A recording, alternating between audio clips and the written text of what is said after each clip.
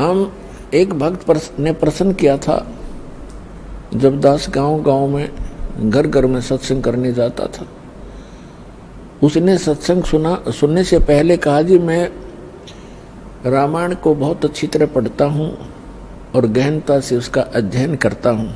मुझे एक दो प्रश्न ऐसे खटक रहे हैं जिनका मुझे किसी भी मंडलेश्वर के पास, किसी भी संत ऋषि आचार्य शंकराचार्य संत महात्मा के पास उसका उत्तर नहीं मिल पा रहा। उत्तर वो देते हैं अपने ढंग से, पर मेरी संतुष्टि नहीं होती। मैंने कहा बोलो भाई बताओ क्या प्रश्न है आपका। उन्होंने कहा कि रामायण के अंदर मंदोदरी जो रावण की पत्नी और विभीषण, उनकी ऐसी वाणी है रामायण के अंदर, उन्होंने जो विचार व्यक्त किए हैं उस राक्षस नगरी के अंदर, ऐसे शुभ विचारों के ये आत्मा कहां से आ गई, इनको ये ज्ञान कहां से प्राप्त हुआ। मंदोदरी कितना समझाती है, विभीषण भी बहुत अच्छे वचन कहता अपने भाई को, ये विचार उनके पास कहां से आ गए। और पूरे श्रीलंका के अंदर कोई बोलनिया नहीं था।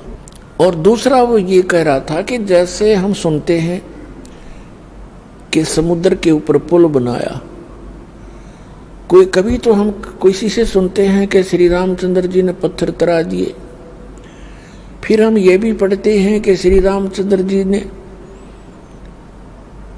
3 दिन तक घुटनों पानी में समुद्र में खड़ा होकर के याद प्रार्थना करते रहे, अग्निबाण से फूंकना चाहा।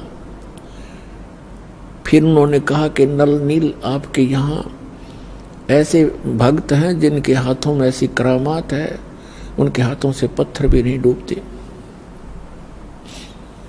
और नल नील ने पत्थर तरा दिए।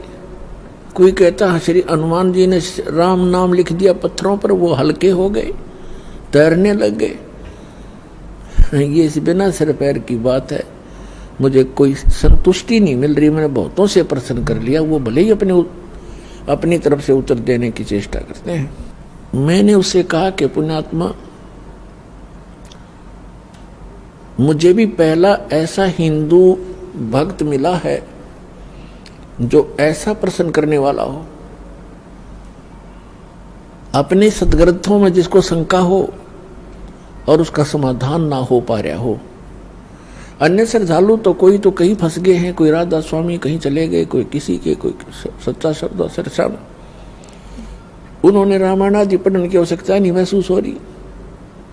और शेष जो श्रद्धालु वो ब्लाइंड फेथ किए बैठे अपने गुरुओं पर। और एक आप हो जो ऐसी बात कही है जो प्रत्येक ने इस पर विवेचन करना चाहिए था। और इसके लिए यदि मैं आपको उत्तर दूंगा अभी, तो आपकी बुद्धि कैच नहीं कर सकती, क्योंकि आप बालक हो अभी, तो आप इस अध्यात्म मार्ग में प्रथम कक्षा के विद्यार्थी भी नहीं हो।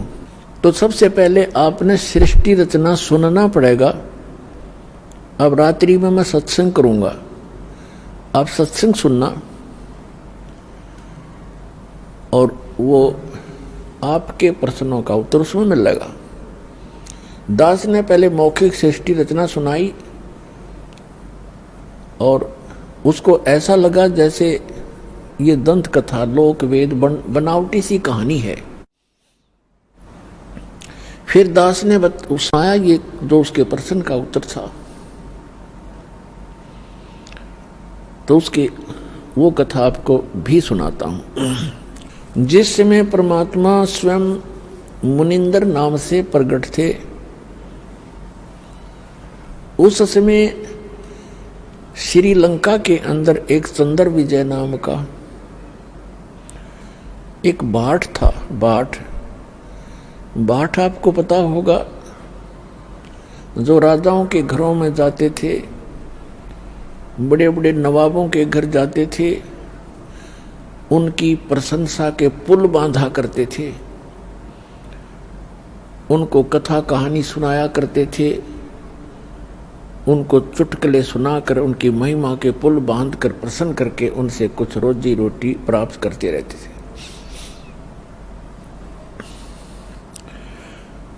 वो चंद्र विजय नाम का एक भाट था। उसके घर में पुत्र पुत्रियां और पुत्र वधू कुल मिलाकर 16 सदस्य थे। परमात्मा कहते हैं, सो छल छिद्र मैं करूं अपने जन के काज, गोता मारूं स्वर्ग में जा बैठूं पाताल। गरीबदास जी वर्णन कर रहे हैं परमात्मा की महिमा को। गरीबदास ढूंढता फिरूं अपने हीरे मोती लाल। तो परमात्मा एक साधु रूप में चंद्र विजय जिस रास्ते से सुबह सुबह सैर सपट्टे को जाता था, उस मार्ग में एक वृक्ष के नीचे बैठ के,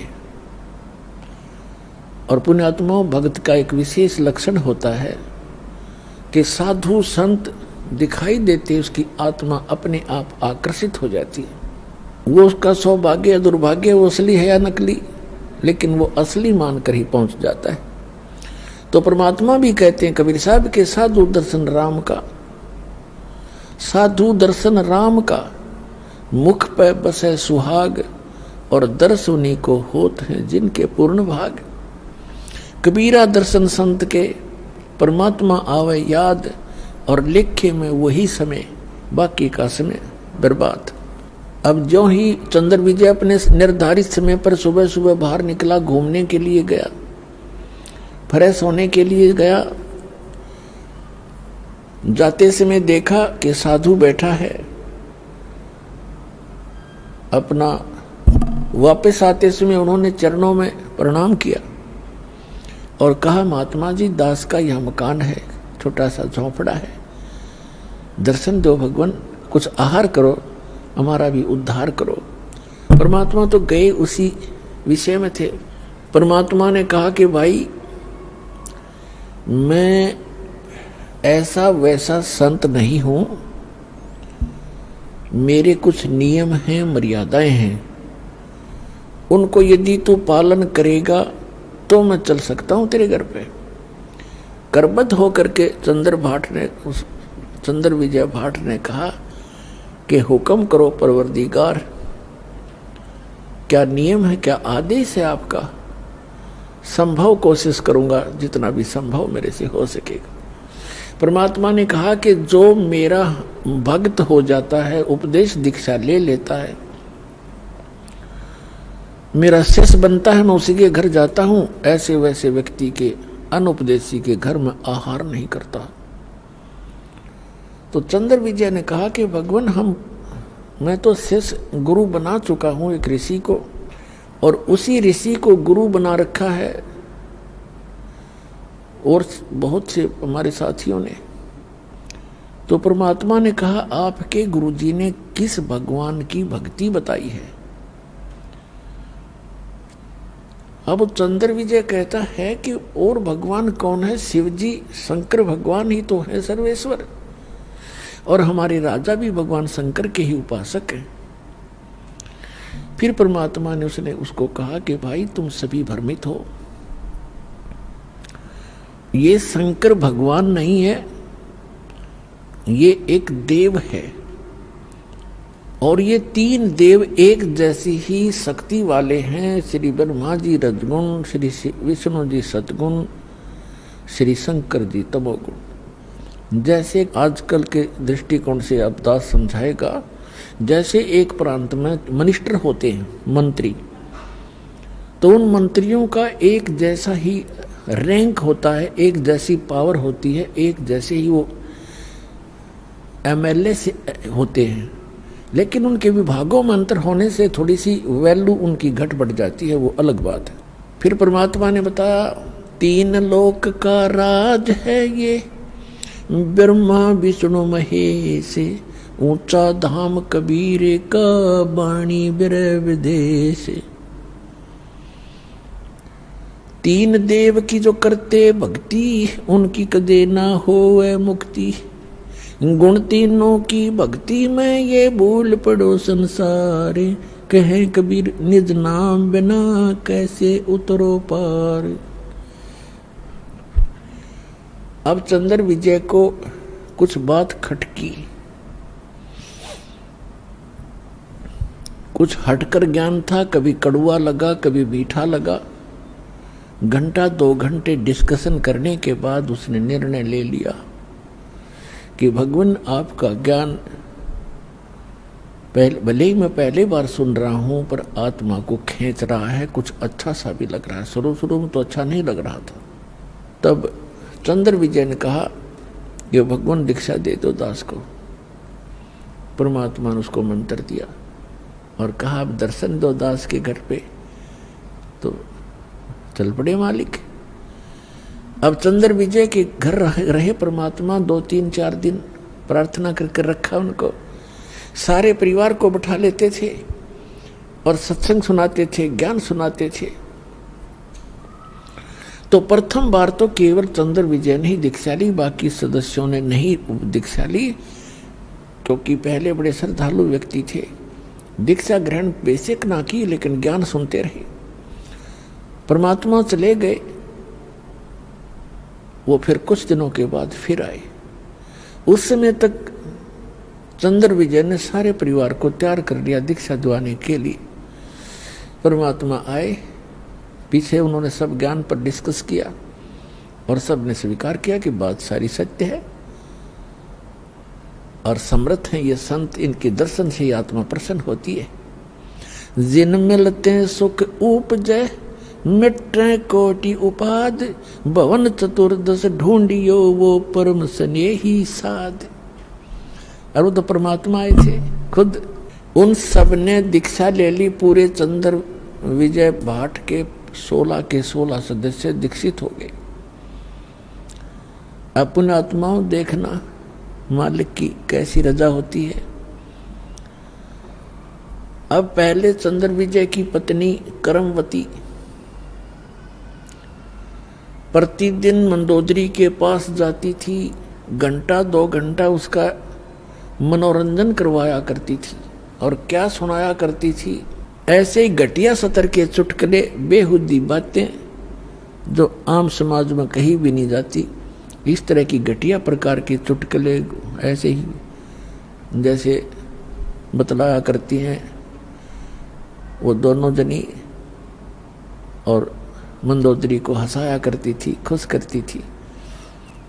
जब उस करमवती को ये ज्ञान हुआ, फिर वो जाकर के मंदोदरी जी को, Mandodari wife of Ravana king of Lanka, उसको समझाने लगी, ये ज्ञान सुनाने लगी। इस ज्ञान को सुनकर मंदोदरी की आत्मा ऐसे खिंचने लगी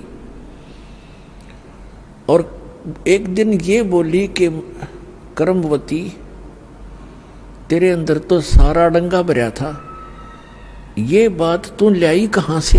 इतने सुंदर वचन आत्मा को खींच रहे हैं, तो ये ज्ञान कहाँ से लाई? तेरे सत्र का ज्ञान नहीं है ये। और ना आज तक हमने किसी कथा, किसी महाभारत में देखा ना आज तक हमने किसी सदग्रंथ में देखा नहीं, और किसी पुराण में पढ़ा नहीं, किसी ऋषि ने सुनाया नहीं। यूं बता, ये कथा तेने ये ज्ञान सुना कहाँ से? करमवती ने बताया कि हमारे घर पे हमारे गुरु जी आते हैं, उन्होंने ये ज्ञान सुनाया मंदोदरी। अब मंदोदरी ने कहा कि अब के तेरे गुरुजी आए तो मेरे घर बुला के लाना। अब परमात्मा फिर जाना ही था अपने पेड़ पौधों को संभालने के लिए। तो परमात्मा गए तो मंदोदरी, उसने करमवती ने कहा,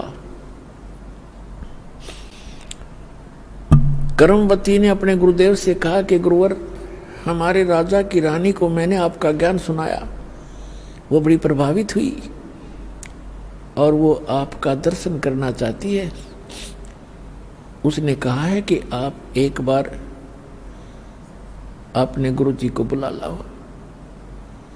परमात्मा कहने लगे, बेटा, रावण जो है एक बहुत अहंकारी व्यक्ति है, और वहां यदि मैं जाऊंगा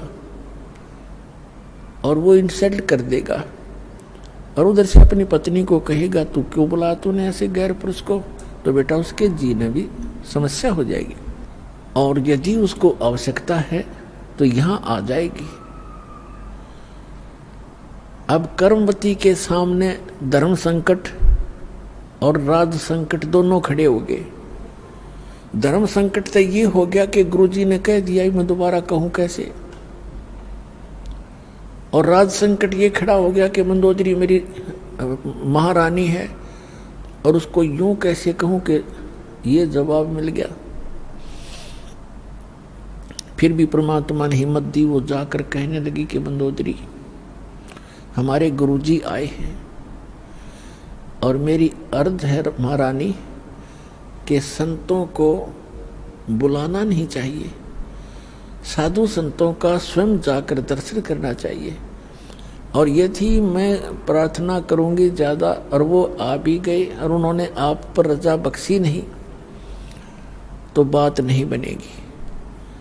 उन्होंने, हमारे गुरुदेव जी ने आपके घराने से बना कर दिया और ये कहा है कि यदि उसको गरज है तो मेरे पास आ जाएगी। तो मंदोदरी कहने लगी, बहन मैं चलूंगी, मैं खुद चलूंगी, मुझे गरज है भगवान की। वो उस अपने नौकरानी के घर आगी रानी, परमात्मा के चरणों में मत्था टेक दिया और ज्ञान ग्रहण किया, दीक्षा प्राप्त की। क्योंकि कर्मवती ज्ञान से पहले काफी परिचित हो चुकी थी और उसने मंदोदरी को बहुत कुछ ज्ञान सुना दिया था। मंदोदरी परमेश्वर मुनिंदर जी की शिष्या बन गई। फिर वो अपने पति रावण से ये कथा ज्ञान सुनाने लगी। रावण कहने लगा, तेरी बुद्धि चल चुकी है, तेरे को किसी गलत व्यक्ति ऋषि ने बहका दिया है। भगवान शंकर से ऊपर कोई शक्ति है, देख मेरे कैसे ठाठ कर रखे, कैसी मेरे को सिद्धियां दे रखी है, सारी सोने की लंका बना ली है। ए मूर्ख औरत, तू अब भी नहीं समझ पाई, किसके चक्कर में फंस गई। मंदोदरी कहने लगी, रावण तू मेरा पति है और मेरा कर्तव्य है तेरे को समझाने का और कहने का, आपका भी फर्ज है मुझे शिक्षा देने का।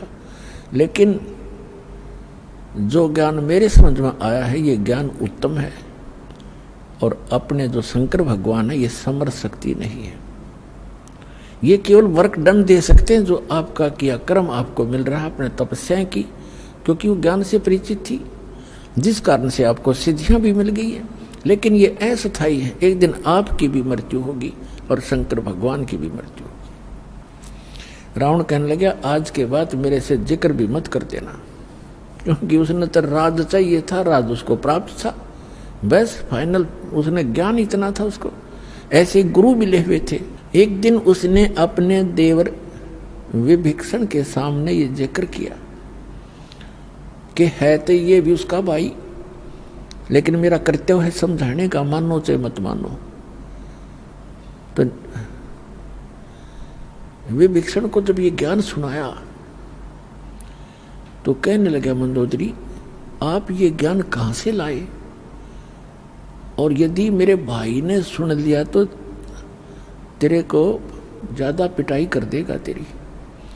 मंदोदरी कहने लगी, मैंने तेरे भाई से बता दिया, सारा कुछ सुनाने की चेष्टा की, पर वो मान्य गति नहीं।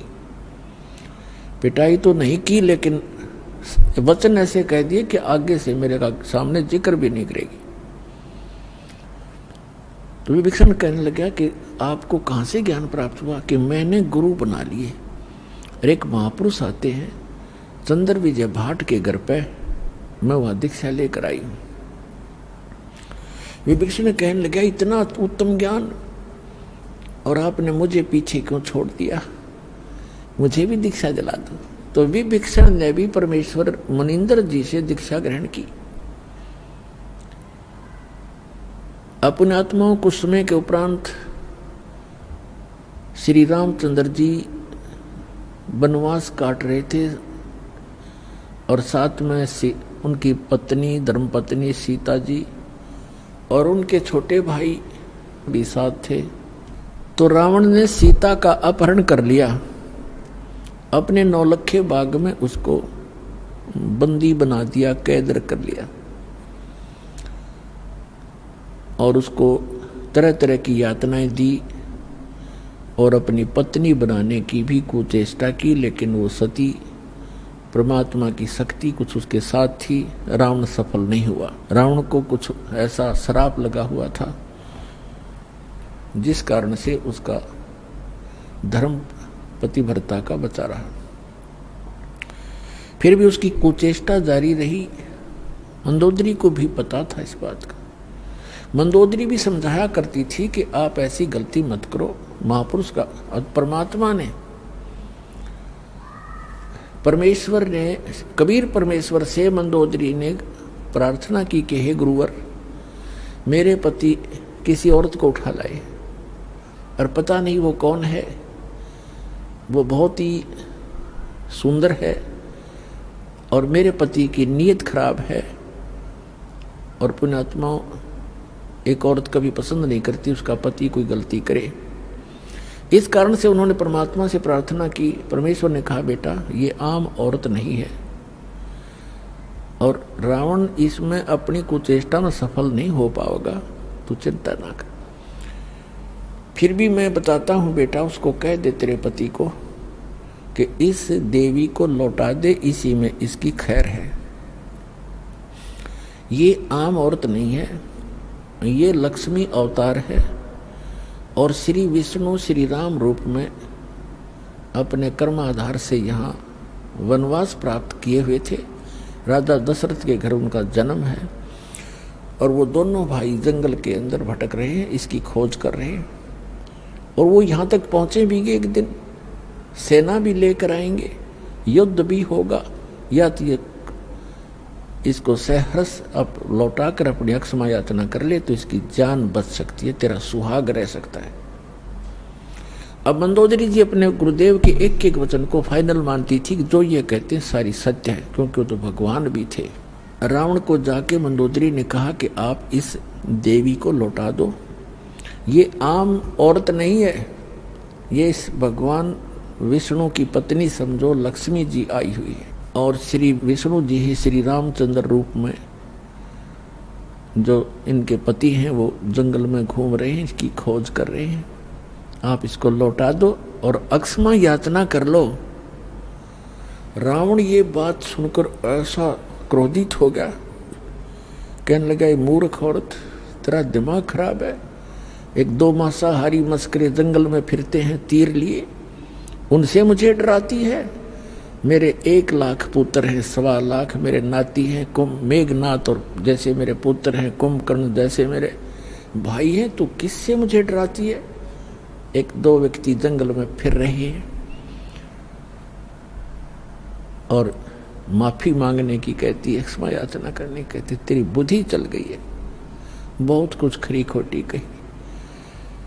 अब मंदोदरी को अपने गुरुदेव की बात पर फाइनल विश्वास था, अटल विश्वास था कि न जो बोला सही है। तब परमात्मा से उन्होंने फिर स्वयं प्रयत्न किया। उधर से सीता जी की खोज करते करते हनुमान जी ने वो सुराग लगा ही लिया था कि रावण के बाग में, नौलखा बाग में वो बैठी है, कैद है। फिर वो तैयारी हो रही थी उधर से सेना की। रावण के पास भी एक संदेश से आ चुके थे कि आप ये लौटा दो। जैसे अंगद जैसे दूत बनकर भी आ लिए थे और इसने अपनी सारा कुछ कर लिया था। अंगद का पैर भी नहीं हिला था उससे, उसके महाबलियों से। फिर भी बुद्धि काम ना करे थी, क्योंकि रावण इतना तगड़ा बताया है सूक्ष्म वेद में परमात्मा ने कि एक समय में 100 मटके तो दारू के पिया करता, शराब के, और 100 जोटियां का मांस खाया करता। वो तरह को जो और ब्राह्मण था, एक भैंसे का मांस खाने लगे जैसे खाते होंगे जितने, मेरे ख्याल में 100 आदमी नहीं खा सकते वर्तमान के। और उस समय 100 मटके दारू के, एक मटका भी बड्डे होंगे उनके उस समय के थे।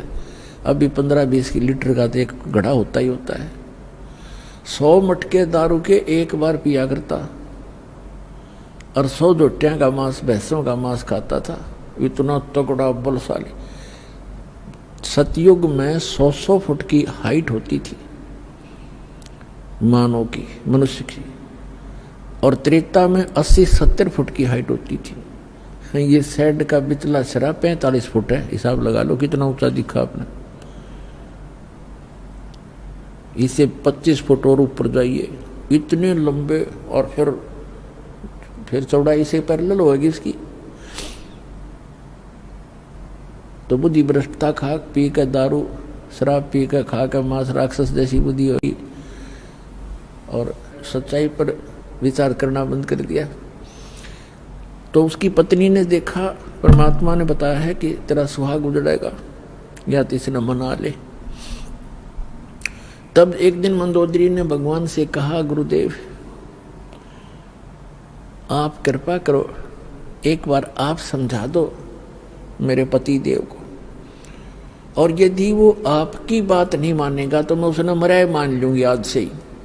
आज से ही मैं अपने आप को विधवा समझ लूंगी अगर आपकी बात नहीं मानी उसने। आप नहीं जाओगे दाता तो मेरी आत्मा में तड़फ बनी रहेगी कि शायद गुरु जी कह देते तो मान जाते। अब उस समय, जिस समय ये उसको पता लग गया था रावण को कि सेना बाहर भी इकट्ठी हो रही है और कभी भी आपके साथ कोई गलत घटना घट सकती है, इसलिए वो गुप्त मीटिंग कर रहा था सभी अपने मंत्री महामंत्रियों के साथ, और सभी अपने पुत्र सभी रिश्तेदारों को इकट्ठा कर रखा था। गुप्त मीटिंग चल रही थी। परमात्मा वहां पहुंच गए एक साधु रूप में, और वहां गेट के ऊपर खड़ा था गेट कीपर पहरेदार। उससे जाकर कहा कि भाई मुझे राजा रावण से मिलना है, मेरा संदेशा भिजवा दो, मैं उससे मिलना चाहता हूं। पहरेदार ने कहा कि महाराज ये रावण इतना खतरनाक आदमी है, इतना क्रोधी है, इसने आदेश दे रखा है कि अंदर का संदेश तो बाहर जा सकता है, बाहर का संदेश इस दौरान मेरे पास लेकर आने की आवश्यकता नहीं तेरा सर कलम कर दूंगा, कत्ल कर दूंगा। तो महाराज मैं विवश हूं। अब उस समय संतों से भी डर लगता था, क्योंकि वो कोई वचन कुवचन बोल देते थे जो हानि कर देता था। तो परमात्मा समझ गए कि इसके बस की बात नहीं, अपनी व्यवस्था ये सही जाहिर कर रहा है। तो परमात्मा वहां अंतर ध्यान हुए।